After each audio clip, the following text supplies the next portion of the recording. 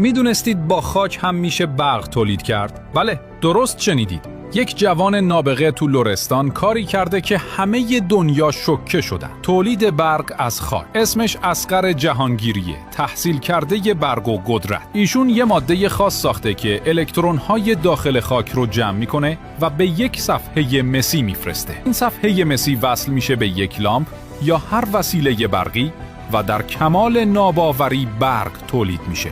یعنی با یک گلدون خاک ساده میشه تا 5 سال برق تولید کرد. اونم با هزینه‌ای که فقط 1/8 پنل‌های خورشیدیه، ولی همونقدر خروجی میده. یعنی هر خانواده میتونه با یک گلدون خاک کل مصرف برقش رو تأمین کنه. چون این چیزی تو هیچ جای دنیا بدون آزمایشگاه‌های پیشرفته و بودجه‌های میلیاردی شدنی نیست. ولی این جوان با دست خالی ساخته. برای شناخت بیشتر دانشمندان گمنام ایرانی این پست رو تا میتونی به اشتراک بذار.